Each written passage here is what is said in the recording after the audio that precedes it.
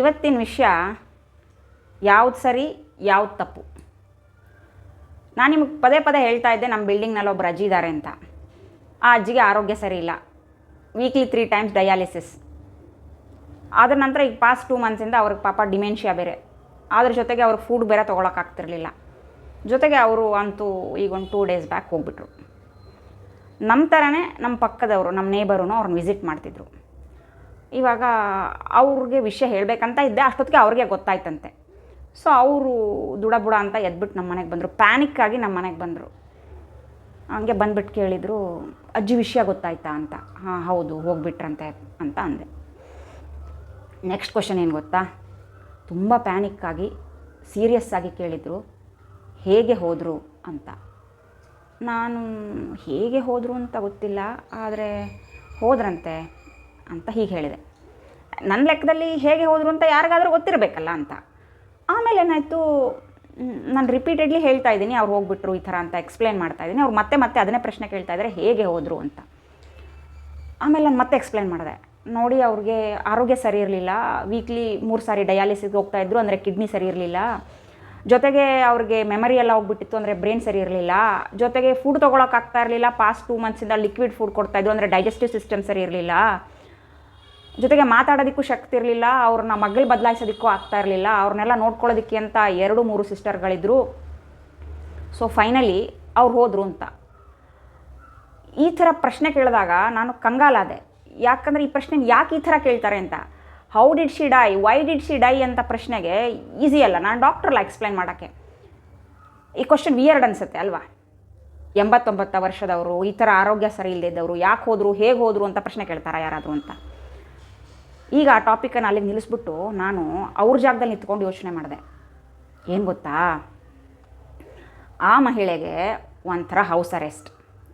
ಮನೆ ಬಿಟ್ಟು ಹೋಗಂಗಿಲ್ಲ, ಹೊರಗಡೆ ಹೋಗಂಗಿಲ್ಲ. ನಮ್ಮ ಮನೆಗೆ ಬರೋದಕ್ಕೆ ಪರ್ಮಿಷನ್ ಇದೆ, ಮನೆಯಿಂದ ಆಚೆ ಹೊರಗಡೆ ಕಾಲಿಡಬೇಕು, ಇದೇ ಸೇಮ್ ಲೇನಲ್ಲಿರುವ 3ನೇ ಅಂಗಡಿಗೆ ಹೋಗಬೇಕು ಅಂದ್ರೂ ಅವ್ರ ಹಸ್ಬೆಂಡ್ದು ಅವ್ರ ಅತ್ತೆದು ಪರ್ಮಿಷನ್ ತೊಗೋಬೇಕು. ಹೊರಗಡೆ ಗೇಟಿಂದ ಹೊರಗಡೆ ಹೋಗಂಗಿಲ್ಲ, ಮನೆ ಹೊರಗಡೆ ಹೋಗಂಗಿಲ್ಲ, ಟೆರೆಸ್ಗೆ ಹೋಗಂಗಿಲ್ಲ, ಬೇರೆ ಯಾರ ಹತ್ರನೂ ಮಾತಾಡೋಂಗಿಲ್ಲ. ಈ ಥರದ್ದೆಲ್ಲ ಇದೆ. ಸ್ಯಾಟರ್ಡೆ ಸಂಡೇನಲ್ಲಿ ಆಫೀಸ್ಗೆ ರಜಾ ಇರುವಾಗ ಹೊರಗಡೆ ಹೋಗೋದು ಮಾತೇ ಇಲ್ಲ.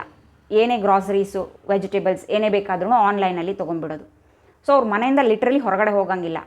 ಇವಾಗ ಆ ಅಜ್ಜಿ ಹೋಗ್ಬಿಟ್ರು. ಅವರು 2 ಕನೆಕ್ಷನ್ ಇದ್ದಿದ್ದು ಬಿಲ್ಡಿಂಗಲ್ಲಿ.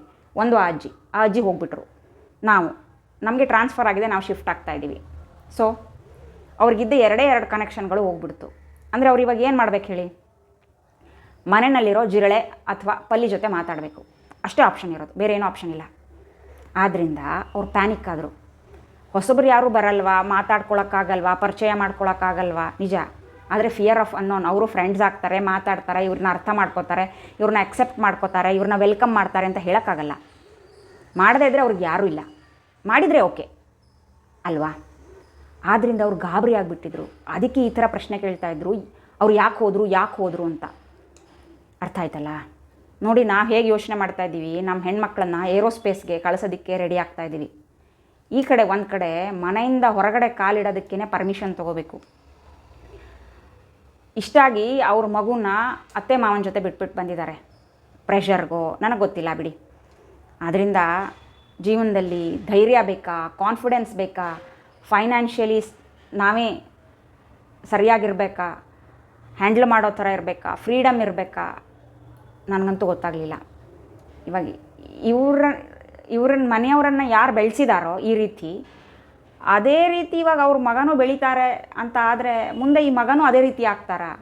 ಅಂದರೆ ನಾವು ನೋಯಿಂಗ್ಲಿ ಅನ್ನೋಯಿಂಗ್ಲಿ ಮಾಡುವಂಥ ಬಿಹೇವಿಯರ್ಗಳು ನಮ್ಮ ಮಕ್ಕಳ ಮೇಲೆ ಯಾವ ರೀತಿ ಪರಿಣಾಮ ಬಿದ್ದು ಅವರು ಅವರ ಪಾರ್ಟ್ನರನ್ನು ಯಾವ ರೀತಿ ನೋಡ್ತಾರೆ ಅಂತ ಗೊತ್ತಾಗಬೇಕಾದ್ರೆ ಟೈಮ್ ಮೀರೋಗಿಬಿಡುತ್ತಾ? ಈ ಥರ ಯಾವ್ದು ಸರಿ ಯಾವ್ದು ತಪ್ಪು, ಯಾರು ಸರಿ ಯಾರು ತಪ್ಪು, ಯಾವಾಗ ಯಾವ ರೀತಿ ಡಿಸಿಷನ್ ತೊಗೊಂಡ್ರೆ ಉಲ್ಟಾ ಬರೋಕ್ಕಾಗಲ್ಲ, ನಾಟ್ ರಿವರ್ಸಿಬಲ್. ಈ ಥರ ಎಲ್ಲ ಏನೇನೋ ತುಂಬ ಕನ್ಫ್ಯೂಷನ್ ಆಗೋಯ್ತು ನನಗೆ ಉತ್ತರ ಸಿಕ್ಕಲಿಲ್ಲ. ನಿಮಗೇನಾದರೂ ಗೊತ್ತಾದರೆ ದಯವಿಟ್ಟು ಹೇಳಿ.